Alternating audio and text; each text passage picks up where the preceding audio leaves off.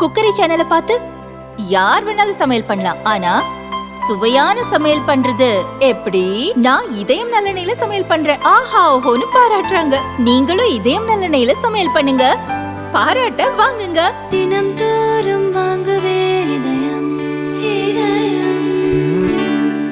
இன்றைக்கு தர்ப்பணம் செய்து தான தர்மங்கள் செய்கிற நிகழ்வில் நம்முடைய அட்சய பாத்திரத்தினுடைய நிறுவன தலைவர் நெல்லை பாலு அவர்கள் முத்தீஸ்வரர் திருக்கோயிலில் மதுரை தெற்கு சட்டமன்ற தொகுதிக்கு உட்பட்ட தெப்பக்குளம் முத்தீஸ்வரர் திருக்கோயிலில் முன்னோர்களுக்கு அவருடைய தியாகத்தை புரட்சித் தலைவர் எம்ஜிஆர், புரட்சித் தலைவி அம்மா இருவரும் தெய்வங்களுடைய ஆன்மா சாந்தி அடையவும், நமக்கு உயிரும் உடலும் கொடுத்த முன்னோர்கள் ஆன்மா சாந்தி அடையவும், இந்த நாடும் நாட்டு மக்களும் எல்லா வளங்களையும் பெற்று வளமோடு வாழ உழைத்த அந்த தியாக சீலர்கள் எல்லோருடைய ஆன்மா சாந்தி அடையவும் இங்கே நெல்லை பாலு அவர்கள் இந்த அன்னதான நிகழ்ச்சியை ஏற்பாடு செய்திருக்கிறார்கள்.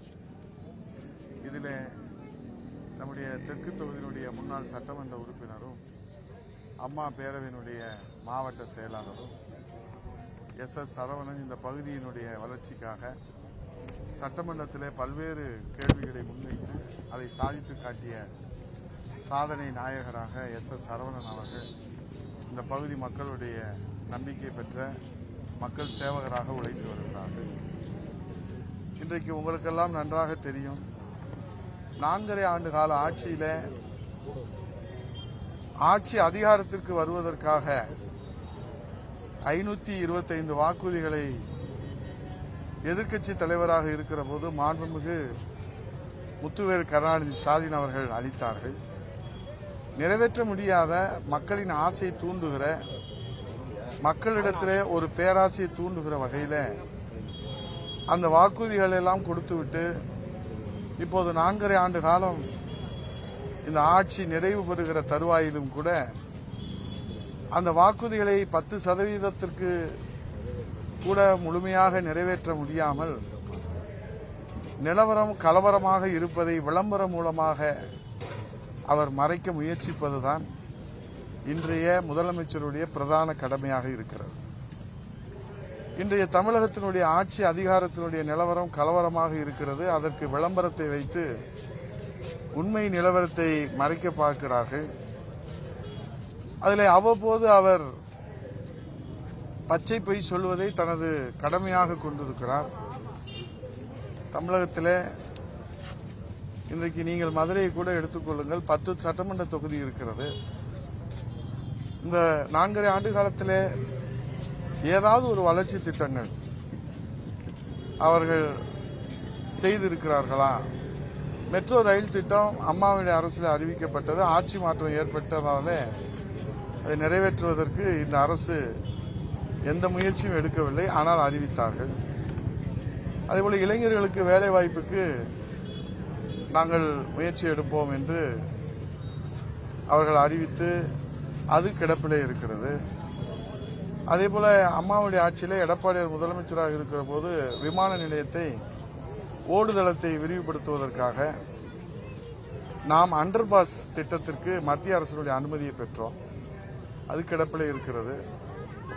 அதேபோல மதுரை மாவட்டத்திலே பல்வேறு வளர்ச்சி திட்டங்கள், எந்த வளர்ச்சி திட்டங்களும் கண்ணுக்கு எட்டிய தூரம் வரை நமக்கு தெரியவில்லை. இதில் என்னால் பட்டியலிட்டு நிறைய சொல்ல முடியும். 1000 கோடிக்கு பாலம், பறக்கும் பாலம் கொடுத்தார்கள் முதலமைச்சராக புரட்சித் தலைவர் ஐயா எடப்பாடியார் இருக்கிற போது. திருமங்கலத்திலிருந்து கொல்லம் வரை 4 வழி சாலை கொடுத்தார்கள். இதே இந்த திருமங்கலத்தில், இந்த தெப்பக்குளத்தில் இதை மேம்படுத்தி நீர் நிறைந்த தெப்பக்குளமாக முதலமைச்சராக எடப்பாடியார், சட்டமன்ற உறுப்பினராக எஸ் சரவணன் அவர்கள் சாதித்து காட்டினார்கள். மாவட்ட ஆட்சியர் அலுவலகம் வரை, வட்டாட்சியர் அலுவலகம் வரை, கோட்டாட்சியர் அலுவலகம் வரை, மேலூர் கோட்டம், திருமங்கலம் கோட்டம், நம்முடைய கள்ளிக்குடி புதிய வட்டம், கிழக்கு தொகுதிக்கு புதிய வட்டம், திருப்பரங்குன்றத்துக்கு புதிய வட்டம், மேற்குக்கு புதிய வட்டம் என்று புதிய வட்டங்களை தொடங்கினோம். புதிய கட்டடங்களை கொடுத்தோம். இந்த வைகை நதியை பாதுகாக்கின்ற வகையில ஒரு தொலைநோக்கு திட்டமாக புரட்சித் தலைவர் ஐயா எடப்பாடியார் அவர்கள் அந்த திட்டத்தை செயல்படுத்தினார்கள். ஸ்மார்ட் சிட்டி திட்டத்திலே கொண்டு வந்தார்கள். 40 ஆண்டுகளுக்கு குடிநீர் பற்றாக்குறை இல்லாதவர்களுக்கு லோயர் கேம்பில் இருந்து கூட்டு குடிநீர் திட்டத்தை கொண்டு வந்தார்கள். மதுரைக்கு 40 ஆண்டுகளுக்கு குடிநீர் பஞ்சமே இல்லாத வகையில அம்ருத் திட்டத்தின் அதை மிக மதிநுட்பத்தோடு அதை சாதித்து காட்டினார்கள். எய்ம்ஸ் மருத்துவமனையை தமிழ்நாட்டிலே மதுரைக்கு கொண்டு வந்தார்கள். துணைக்கோள் நகரத்தை கொண்டு வந்தார்கள். அரசு ராஜாஜி மருத்துவமனையிலே மல்டி ஸ்பெஷாலிட்டி மருத்துவமனையாக இதே சரவணன் சட்டமன்ற உறுப்பினராக இருக்கிற போதுதான் மாண்புமிகு கூட்டுறவுத்துறை அமைச்சர் அண்ணன் அவர்களும் நாங்களும் அடிக்கல் நாட்டி நவீன ஆபரேஷன் தியேட்டர் இங்கே ராஜாஜி மருத்துவமனையில தெற்கு தொகுதியிலே கொடுக்கப்பட்டது. இப்படி என்னால் பட்டியலிட்டு சொல்ல முடியும். ஆனால் இன்றைக்கு என்ன அனுபவமும் வலிமையும் மற்றும் கொள்கை தெளிவுடன் பவள விழா காண்கிற 75 ஆண்டு பவள விழா காண்கின்ற திமுக பாஜகவை தடுக்கும் ஆற்றல் திமுகவுக்கு மட்டுமே உள்ளது என்று மாண்புமிகு முதலமைச்சர் நேற்று இரவு இந்த காணொலியை அவர் வெளியிடுகிறார். பங்காளி சண்டை பகையாளி சண்டைக்காக மட்டுமே திமுக இருக்கிறதா? தமிழக மக்களுடைய வளர்ச்சிக்காக திமுக பாடுபடுகிறதா என்ற கேள்விதான் இப்போது மக்கள் மத்தியிலே எழுந்திருக்கு. ஒட்டுமொத்தமாக தமிழக மக்களுடைய தமிழ்நாட்டினுடைய முதுகெலும்பை உடைத்துவிட்டு தலைகுனிய விடமாட்டேன் என்று உறுதிமொழி எடுக்க வேண்டும் என்று அவருடைய கட்சிக்கு அவர் ஆணையிடுகிறார். நாங்கள் என்ன கேட்கிறோம்? எய்ம்ஸ் மருத்துவமனை எப்படி வந்தது? 11 மருத்துவக் கல்லூரி எப்படி வந்தது? அம்ருத் திட்டத்திலே இன்றைக்கு கூட்டு குடிநீர் திட்டம் எப்படி வந்தது? இன்றைக்கு மாண்புமிகு முதலமைச்சராக புரட்சித் தலைவர் ஐயா எடப்பாடியார் அவர்கள் மத்திய அரசோடு ராமன் லட்சுமணன் உறவோடு, அண்ணன் தம்பி உறவோடு, மாமன் மச்சனன் உறவோடு அவர் மதியோடு மதிநுட்பத்தோடு ஆற்றலோடு விவேகத்தோடு இந்த மக்களின் நலனை முன்னிறுத்தி இந்த தமிழ்நாட்டிற்கு பல 1000 கோடி நிதியை வளர்ச்சிக்காக பெற்றுக் கொடுத்தார்கள். புரட்சி தமிழர் ஐயா எடப்பாடியார் முதலமைச்சராக இருக்கிறார்.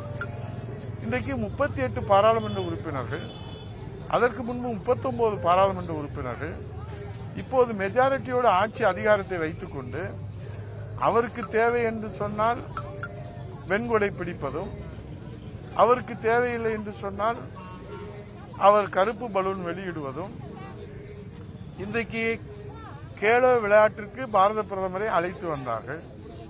அது எல்லோருக்கும் தெரியும். அவருடைய தந்தையார் பெயரிலே திருவுருவம் பதித்த கருணாநிதி அவர்கள் நாணயம் வெளியிடுகிற போது மத்திய அரசிலிருந்து பாதுகாப்புத்துறை அமைச்சரை அழைத்து வருகிறார்கள். அவர்களுக்கு தேவை என்று சொன்னால் வெண்குடை பிடித்து விமான நிலையத்துக்கே சென்று வரவேற்கிறார்கள். திடீரென்று அவர்கள் இங்கே ராமநாதபுரத்திலே பாம்பன் பாலத்தை ரயில்வே பாலம் தென் மாவட்ட மக்களுடைய கனவு, அதை திறப்பதற்கு வருகிற பாரத பிரதமரை வரவேற்க செல்லாமல் ஊட்டி கொடைக்கானலே சென்று அங்கே அவர் ஓய்வு எடுப்பதாக ஒரு காட்சியை நாம் பார்க்கிறோம். ஆகவே இன்றைக்கு அனுபவம் வலிமையும் மற்றும் கொள்கை தெளிவுடன் 75 ஆண்டுகள் பவள விழா காண்கின்ற திராவிட முன்னேற்ற கழகம் மத்திய அரசோடு இணைந்து அவர்களால் ஒரு சல்லி பைசா கூட தமிழ்நாட்டின் வளர்ச்சிக்கு பெற்றுத்தர முடியாது என்பதை அவர்களே இன்றைக்கு 4.5 ஆண்டு காலம் நிரூபித்து காட்டியிருக்கிறார். அதனால் மக்கள் 2026 சட்டமன்ற தேர்தலில் புரட்சி தமிழர் ஐயா எடப்பாடியார் அவர்கள் மத்திய அரசோடு ராமன் லட்சுமணன் உறவாக, அண்ணன் தம்பி உறவாக மிக நேர்த்தியாக மக்கள் நலனை முன்னிறுத்தி, ஏனால் பங்காளி சண்டை பகை சண்டை இந்த தமிழ்நாட்டு மக்களுக்கு சோறு போடாது. 100 நாள் வேலைக்கு சம்பளத்தை கூட இந்த அரசால் வாங்கித்தர முடியாத ஒரு கையாலாகாத அரசு. புரட்சி தமிழர் ஐயா எடப்பாடியார் அவர்கள் டெல்லி சென்று மாண்புமிகு மத்திய உள்துறை அமைச்சரை சந்தித்து 2999 கோடி நம்முடைய 100 நாள் வேலை வாய்ப்புக்காக அந்த சம்பளத்தை பெற்றுக் கொடுத்தார்கள். இன்றைக்கு அதே போன்று 2ஆம் கட்ட மெட்ரோ ரயில் திட்ட பணிகளுக்கு எடப்பாடியார் அவர்கள் சென்றுதான் இன்றைக்கு எதிர்க்கட்சி தலைவராக இருக்கிற போதே தமிழ்நாட்டினுடைய வளர்ச்சிக்காக திட்டங்களையும் நிதிகளையும் பெற்றுத் தருகிறார். வெள்ள நிவாரணத்திற்கு கூட இவர்கள் நிதியை பெற முடிவதில்லை. ஆக வளர்ச்சிக்கான நிதியை பெற முடிவதில்லை.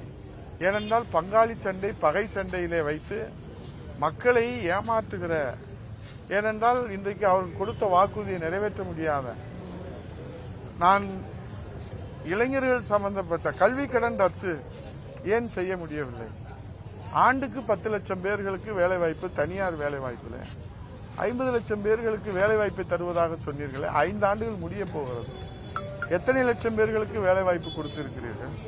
அரசு வேலைவாய்ப்பு 3 லட்சம் தருகிறேன் என்று சொன்னீர்களே, எத்தனை பேர்களுக்கு வேலைவாய்ப்பு கொடுத்திருக்கிறீர்கள்? ஆகவே இன்றைக்கு உங்கள் பையனுக்கு மட்டும் வேலைவாய்ப்பு கொடுக்கப்பட்டிருக்கிறது, பிறருக்கு வேலைவாய்ப்பு இல்லை, எல்லோருக்கும் நோ வேகன்சி. நீங்கள் பெற்றெடுத்த தவ புதல்வனுக்கு மட்டும் வேகன்சி, மற்றவர்களுக்கு நோ வேகன்சி. இதுதான் நிலைமை. ஆகவே இன்றைக்கு அவர்களுடைய தமிழ்நாட்டிலே ஆட்சி அதிகாரம் உண்மையான நிலவரம் கலவரமாக இருக்கிற காரணத்தால் விளம்பர மட்டுமே அவருக்கு துணையாக, இன்றைக்கு விழா நாயகனாக அவர் விழாக்களை நடத்தி கொண்டிருக்கிறார். ஆகவே நலத்திட்ட நாயகராக புரட்சித் தமிழர் எடப்பாடியார் அவர்கள் மீண்டும் முதல்வராக வர வேண்டும் என்றுதான் எழுச்சி பயணத்தில் ஏறத்தாழ இன்றைக்கு 150-60 தொகுதிகளில், மதுரை 10 தொகுதிகளுக்கு மிக எழுச்சியான வரவேற்பு. இன்றைக்கு மின்சார கட்டண உயர்வு, சொத்து வரி உயர்வு, சட்டம் ஒழுங்கு சீரழிவு, போதைப்பொருள் நடமாட்டம், இது மக்கள் மிக கொதித்து போயிருக்கிறாங்க. அதிலே கனிம வள கொள்ளை, நாங்கள் ஏற்கனவே சொன்னதை போல இன்றைக்கு மதுரை மாவட்டத்திலே கனிம வளம் தொடர்ந்து சுரண்டப்படுகிறது. நான் அருள் கூர்ந்து வணங்கி கேட்டுக்கொள்கிறேன், வருகிற இளைய தலைமுறைக்கு நீர்நிலைகளை பாதுகாத்து கனிம வளங்களை பாதுகாத்து கொடுக்க வேண்டிய பொறுப்பும் கடமையும் நாம் ஒவ்வொருவருக்கும் இருக்கிறது. ஆட்சியாளர்களுக்கு பெரும்பங்கு இருக்கிறது. ஆகவே ஆட்சியாளர்கள் அந்த பொறுப்பையும் கடமையும் உணர்ந்து இந்த கனிம வள கொள்ளையை போர்க்கால அடிப்படையில் தடுத்து நிறுத்த வேண்டும்.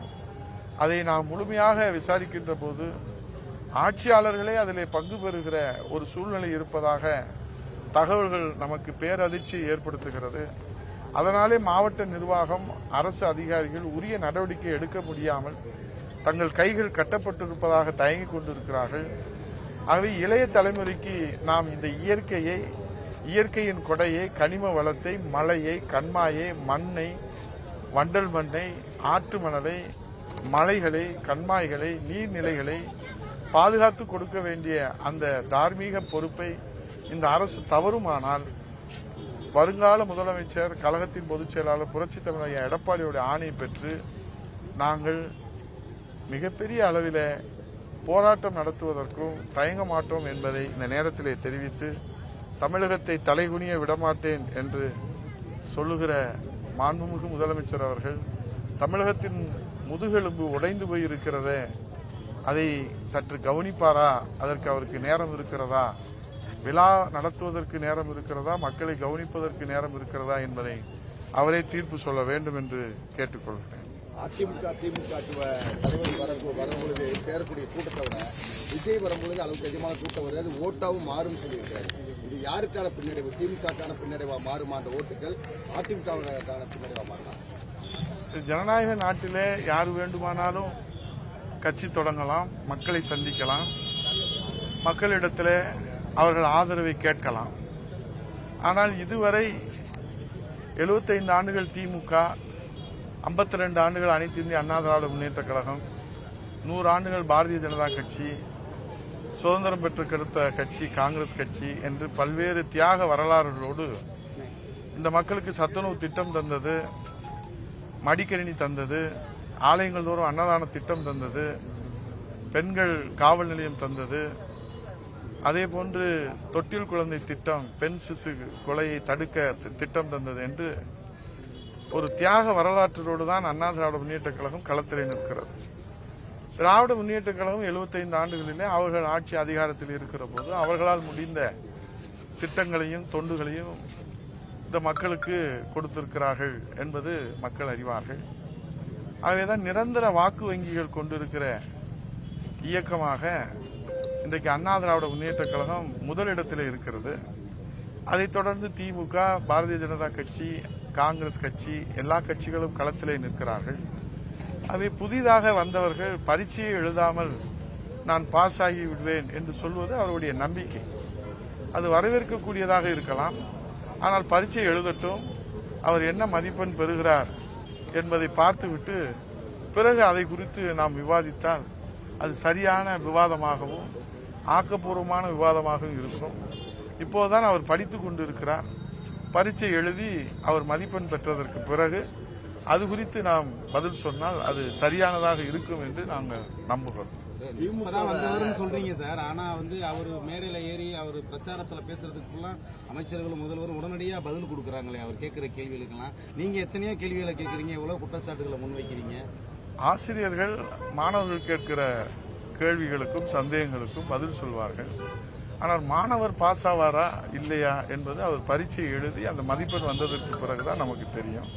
அதுபோல அவர் மாணவராக இருந்து எழுப்புகிற கேள்விக்கு ஆசிரியராக இருந்து அனுபவம் பெற்ற கட்சிகள், ஆளுகிற கட்சி, எதிர்கட்சி, தேசிய கட்சி, மாநில கட்சிகள் எல்லாம் அவரவர்களுக்குரிய பதிலை சொல்லுகிறார்கள்.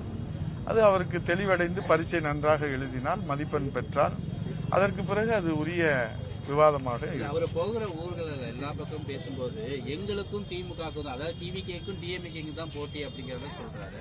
சில நேரங்களில் மாணவர்கள் எழுப்புகிற கேள்வி சந்தேகங்கள் அது அவர்களே அறியாமல் கேட்கிற கேள்வியாக இருக்கலாம், புரியாமல் கேட்கிற கேள்வியாக இருக்கலாம், படிக்காமல் கேட்கிற கேள்வியாக இருக்கலாம், வரலாறை தெரியாமல் கேட்கிற கேள்வியாக இருக்கலாம். 52 ஆண்டுகள் நம்முடைய மன்னாதி மன்னன், மக்கள் திலகம், பொன்மன தலைவன், புரட்சி தலைவர் எம்ஜிஆர் திராவிட முன்னேற்ற கழகம் என்கிற 75 ஆண்டுகள் வலிமை உள்ள கட்சி என்று ஸ்டாலின் சொல்லுகிறாரே. இன்றைக்கு தமிழகம் முழுவதும் கிளைக்கழகத்தை கொண்டிருக்கிற அந்த திராவிட முன்னேற்ற கழகத்தை வீழ்த்துகிற சக்தி அண்ணா திராவிட முன்னேற்ற கழகத்திற்குத்தான் உண்டு என்று இந்த உதயகுமாரோ சரவணனோ சொல்லவில்லை. புரட்சி தலைவர் எம்ஜிஆர் கண்ட கனவு. புரட்சி தலைவர் எம்ஜிஆர் கண்ட கனவை தான் எல்லோரும் இன்றைக்கு சொல்லுகிறார். அவர் கொண்ட கொள்கை, அவர் கொண்ட லட்சியத்தை தான் புரட்சி தலைவர் இதய தெய்வம் தமிழர் குலசாமி அம்மா அவர்களும், புரட்சி தமிழர் ஐயா எடப்பாடியார் என்கிற சாமானியரும் இன்றைக்கு புரட்சி தலைவருடைய கனவை நனவாக்குவதற்கு, இந்த தமிழக மக்களை காப்பதற்கு, தமிழகத்தை மீட்பதற்கு உழைத்துக் கொண்டிருக்கிறார்கள். ஆகவே அதிமுகவுக்கு மாற்று திமுக, திமுகவுக்கு மாற்று அதிமுக. இது காலங்காலமாக தமிழ்நாட்டு மக்கள் அளித்து வருகிற தீர்ப்பு. இது 52 ஆண்டு காலம் அண்ணா திராவிட முன்னேற்ற கழக வரலாற்றை நீங்கள் புரட்டி பார்க்க வேண்டும். 75 ஆண்டு கால திராவிட முன்னேற்ற கழகத்துடைய வரலாற்றை நீங்கள் புரட்டி பார்க்க வேண்டும். இந்த வரலாற்றை நீங்கள் ஒப்பிட்டு பார்த்தாலே இந்த கேள்வி அந்த மாணவருக்கு எழுவதற்கு வாய்ப்பு இல்லை. அவர் அந்த வரலாறை முழுமையாக தெரிந்து கொண்டால், நான் அழுத்தம் திருத்தமாக உறுதியாக சொல்கிறேன், அண்ணா திராவிட முன்னேற்ற கழகம்தான் திமுகவை வீழ்த்துகிற சக்தியும் ஆற்றலும் வலிமையும் அனுபவமும் கிளைக்கழகமும் தொண்டர்களும் மக்கள் செல்வாக்கும் கொண்ட புரட்சி தமிழர் எடப்பாடியார் தலைமையிலே அண்ணா திராவிட முன்னேற்ற கழகம் திமுகவை வெல்லும். மற்றவர்கள் எல்லாம் சொல்லும் முயற்சிகள். நான் ஜனநாயக நாட்டில், டெமோக்ரஸியில ஹரி கூட நாளைக்கு வரலாறு திரும்புதுன்னு சொல்லலாம். அதனால நம்ம ஹரிய கோச்சுக்கிற முடியுமா? மதியாளன் கூட இப்ப வரலாறு திரும்பி இருக்கு, அவருக்கு புதிய வரலாறு தொடங்கி இருக்காரு. அவருக்கு எல்லாரும் சார்பா நம்ம வாழ்த்து சொல்றோம். அதனால அவர் மேல எம்ஜிஆர் பயன்படுத்துறாரு. இதே வேற கட்சி எம்ஜிஆர் பயன்படுத்திருந்தா ஒரு கடுமையான எதிர்வினை ஆற்றிருப்பேன். ஆனா விஜய் அவருக்கு அதான் சொல்லல, புரட்சி தலைவரையும் அம்மாவையும் பேரறிஞர் அண்ணாவையும் தந்தை பெரியாரையும் சொல்லாமல் தமிழகத்திலே யாரும் வரலாறை எழுத முடியாது, பொது வாழ்க்கையை தொடங்க முடியாது. ஆகவே எங்களுடைய முன்னோர்களை, எங்களுடைய தலைவர்களை, இருவரும் தெய்வங்களை அவர் தொடங்கி வைத்த அண்ணா திராவிட முன்னேற்ற கழகம் களத்தில் நின்று போராடி கொண்டிருக்கிறது. இந்த தாய் நாட்டு மக்கள் அதற்கு ஆதரவளித்துக் கொண்டிருக்கிறார்கள். புரட்சி தமிழர் எடப்பாடியார் அவர்கள் முத பஸ் விட்டது யாரு? எடப்பாடியார் தான். அதனால எடப்பாடியாரை பார்த்து இப்போது எல்லோரும் பஸ் விடுகிறார்கள். முதலாக திமுகவை வீழ்த்த வேண்டும் என்று இந்த தமிழ்நாட்டிலே சூளுரை ஏற்றது யாரு? மன்னாதி மன்னன், மக்கள் திலகம், பொன்மன தலைவன், புரட்சி தலைவர் எம்ஜிஆர். அவர்தான் முதலாக தைரியத்தோடு, நெஞ்சுரத்தோடு மக்களை நம்பி, தொண்டர்களை நம்பி, ஏழைகளை நம்பி, எளியவர்களை நம்பி, சாமானியர்களை நம்பி சூளுரைத்தான். அதைத்தான் அம்மா அவர்கள் நிறைவேற்றி காட்டினார்கள்.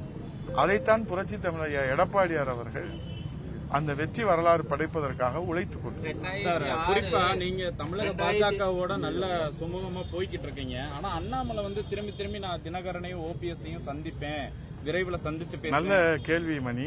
மாண்புமிகு நம்முடைய எதிர்க்கட்சி தலைவர் புரட்சி தமிழர் எடப்பாடியார் டெல்லி சென்று வந்த பின்னும் டெல்லி செல்வதற்கு முன்பாகவும் தெளிவாக சொன்னார், பாரதிய ஜனதா கட்சியும் அண்ணா திராவிட முன்னேற்ற கழகம் அமைத்திருக்கிற இந்த வெற்றி கூட்டணியில இறுதி முடிவு என்பது தேசிய கட்சியினுடைய நம்முடைய தலைவராக இருக்கிற மாண்புமிகு மத்திய உள்துறை அமைச்சர் அவர்கள் அமித்ஷாஜி அவர்கள் எடுப்பதுதான் இறுதியான முடிவு. மாநில கட்சியில அனைத்து இந்திய அண்ணா திராவிட முன்னேற்ற கழகத்தை பொறுத்தளவில் புரட்சி தமிழர் வருங்கால முதலமைச்சர் எடப்பாடியார் எடுப்பதுதான் இறுதியான முடிவு. அதிலே அதை ஒட்டியும் அதை சார்ந்தும் அதை பெருமை சேர்ப்பதற்கும் அதை வலிமை சேர்ப்பதற்கும் சொல்லுகிற கருத்துக்கள் எல்லாம் ஊடகங்கள் எடுப்பதில்லை. அண்ணாமலை அவர்கள் இதே பலமுறை எடப்பாடியார் தான் முதலமைச்சராக நாம் இலக்கு வைத்து உழைக்க வேண்டும் என்று சொல்கிறார்.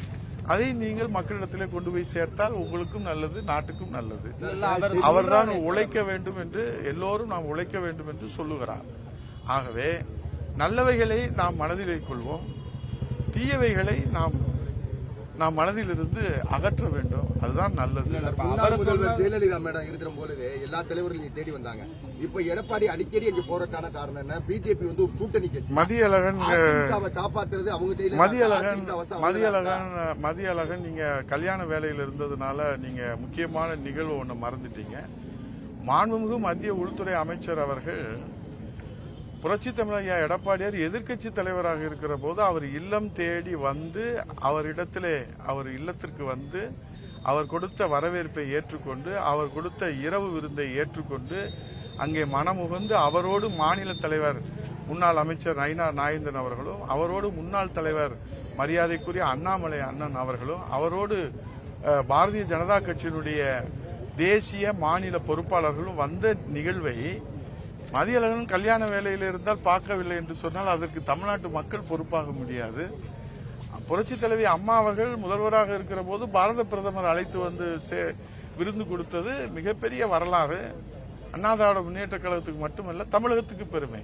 அதேபோல எதிர்க்கட்சி தலைவராக இருக்கிற போதே புரட்சி தமிழர் எடப்பாடியார் அவர்கள் மாண்புமிகு மத்திய உள்துறை அமைச்சர் அவர்களை தனது இல்லத்துக்கு அழைத்து வந்து இரவு விருந்து கொடுத்து தமிழ்நாட்டினுடைய வளர்ச்சிக்காக கோரிக்கைகளை முன்வைத்து 100 நாள் வேலைவாய்ப்பு திட்டத்திற்கு நிலுவையில் இருக்கிற சம்பளத்தை வழங்குங்கள், மெட்ரோ 2ஆம் கட்ட ரயில் திட்டத்திற்கான நிதியை வழங்குங்கள், வளர்ச்சி திட்டங்களுக்கான நிதியை வழங்குங்கள், நிவாரணத்திற்கான நிதியை வழங்குங்கள் என்று கோரிக்கை வைத்து அதை சாதித்து காட்டியிருக்கிறாரு.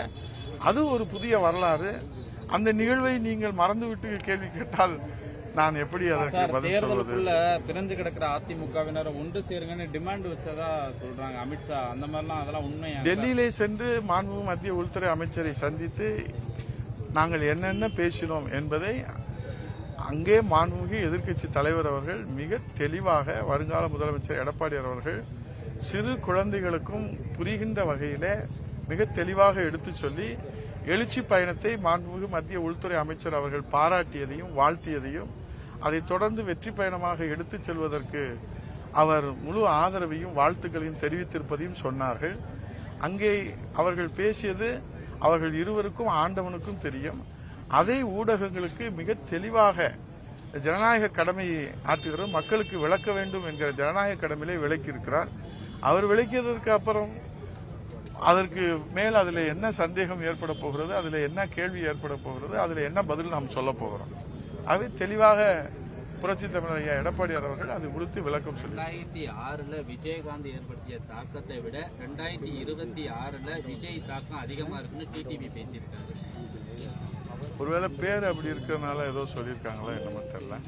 தெளிவா சொல்றேன், இந்த ஆக்கம், இயக்கம், தாக்கம் இந்த மாதிரி ஏதாவது எதுவுமே நிறைய சொல்லலாம்.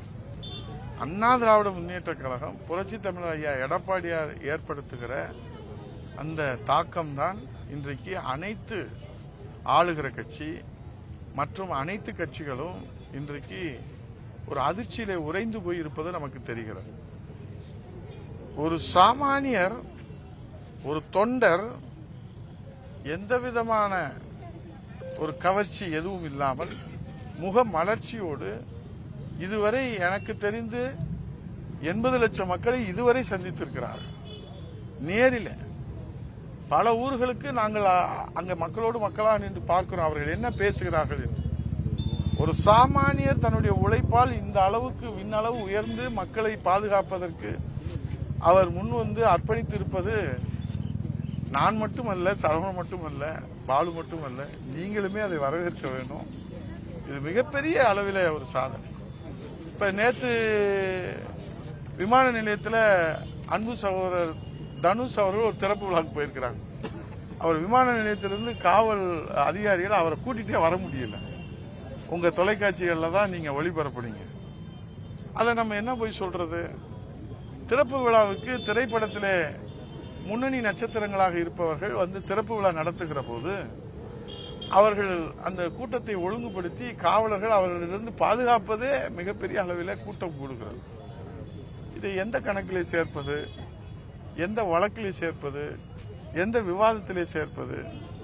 ஆகவே பரீட்சை எழுதுகிறவர்கள் எழுதினரும் அதற்கு பிறகு மதிப்பெண் மக்கள் கொடுப்பார்கள். அந்த மதிப்பெண்ணை வைத்து நீங்கள் ஊடகங்கள் அருமை பெருமைகளை எல்லாம் விவாதங்களாக வைத்தால் அது வரவேற்கக்கூடியதாக இருக்கும். பரீட்சையே எழுதாம படிக்கிறதே பார்த்து குமார், சில பேர் மனப்பாடமா படிப்பாங்க, சில பேர் முட்டி முட்டி படிப்பாங்க, சில பேர் ஓடி ஓடி படிப்பாங்க, சில பேர் நடந்து கொண்டே படிப்பாங்க, சில பேர் படுத்துக்கொண்டே படிப்பாங்க. ஆனா பரீட்சையில் கிடைக்கிற மதிப்பெண் வைத்து தான் அவங்க எப்படி படிச்சாலும் மதிப்பெண்ணை வைத்து, மக்கள் கொடுக்கிற மதிப்பெண்ணை வைத்து தான் அவர்களுடைய எதிர்காலம். மதிப்பெண் வரட்டும், எதிர்காலத்தை குறித்து விவாதிப்போம். இப்போது அண்ணா திராவிட முன்னேற்ற கழகம் தான் தமிழ்நாட்டுடைய எதிர்காலம். புரட்சி தமிழர் ஐயா எடப்பாடியார் தான் தமிழ்நாட்டினுடைய நம்பிக்கை. 8 கோடி தமிழர்களுடைய ஒரே நம்பிக்கை புரட்சி தமிழர் வருங்கால முதலமைச்சர் ஐயா எடப்பாடியார். இந்த மகாளி அமாவாசையில நம்முடைய எல்லோருடைய முன்னோர்களும் நம் வாழ்வு சிறக்க உழைத்த அந்த முன்னோர்களுடைய ஆன்மா சாந்தி அடைய, அனைவருடைய ஆன்மாக்களும் சாந்தி அடைய நம் அனைவரின் சார்பில் நாம் தர்ப்பணம் செய்து நிறைவு செய்கிறோம். என்ன அதிமுக இன்னைக்கு கடுமையா விமர்சிக்காம இருக்காரு, திமுக தான் கடுமையா விமர்சிக்கிறாரு. ஒருவேளை உங்களை நோக்கி நீங்க வரணும்னு ஸ்ட்ராட்டஜி வந்து தாவேகா வெர்சஸ் திமுகன்ற மாதிரியே கொண்டு போறாங்க. நீங்க விமர்சனம் பண்ணது, நீங்களும் அவர் விமர்சனம் பண்றது குறைச்சு தான் வச்சிருக்கீங்க. முதல் மாநாடுல இருந்து நேற்று நடந்த கூட்டம் வரைக்கும் அதுதான் போகுது. ஏன் ஒருவேளை நீங்க எதுவும் வரப்போறீங்களா, இல்ல கோஆர்டினேட்டிங் பிளான் பண்றீங்களா? இப்போ எல்லா நேரத்திலுமே ஹெட் மாஸ்டர் பதில் சொல்ல முடியாது. அதனால திமுகவை எதிர்க்கின்ற கூட்டணியிலே ஹெட் மாஸ்டர் புரட்சி தமிழர் ஐயா எடப்பாடியார். அதிலே அந்த ஆசிரியர்கள் ஒவ்வொரு நேரத்திலும் ஒவ்வொரு ஆசிரியர்கள் பதில் சொல்லுவாங்க, ஒவ்வொரு கேள்விக்கும் பதில் சொல்லுவாங்க. நாங்க தெளிவா உறுதியா இருக்கோம், திமுகவுக்கு மாற்று அதிமுக. அதுக்கு ஹெட் மாஸ்டர் புரட்சி தமிழர் ஐயா எடப்பாடியார். அந்த பள்ளியிலே இணைந்து சேவை செய்கிற ஆசிரியர்கள் இருக்கிறாங்க, பல ஆசிரியர்கள் இருக்கிறாங்க. அதுல மூத்த ஆசிரியர் இருக்கிறாங்க, டைரக்டா ஆசிரியர் இருக்கிறாங்க, அனுபவமா ஆசிரியர் இருக்கிறாங்க. அந்த ஆசிரியர்கள் ஹெட்மாஸ்டர் சொல்ல வேண்டிய பதிலையும் ஆசிரியர்கள் சொல்வார். ஹெட்மாஸ்டர் சுதந்திரம் கொடுத்திருக்கிறார். ஆனால் முழுமையாக அந்த ஹெட்மாஸ்டருடைய லட்சியம், எண்ணம் தமிழ்நாட்டு மக்களை காப்பாற்ற வேண்டும்.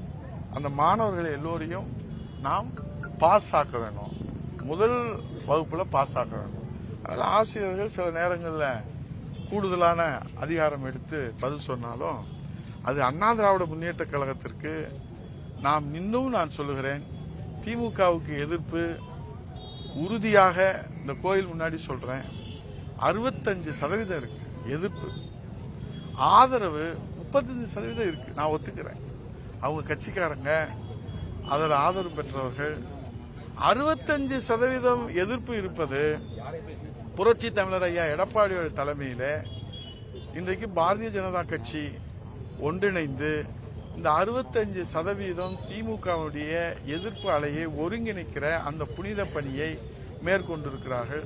அதற்கு ஊடக நண்பர்கள் நீங்களும் ஆதரவு கொடுத்தீர்கள் என்று சொன்னால் இந்த 65% திமுக எதிர்ப்பு அலையை ஒருங்கிணைத்து தமிழ்நாட்டு மக்களை காப்பதற்கும் தமிழகத்தை மீட்பதற்கும் நீங்களும் அதிலே ராமருக்கு அணில் உதவியதைப் போல இந்த ஊடகங்களும் உதவியதாக வரலாறு சொல்லும்.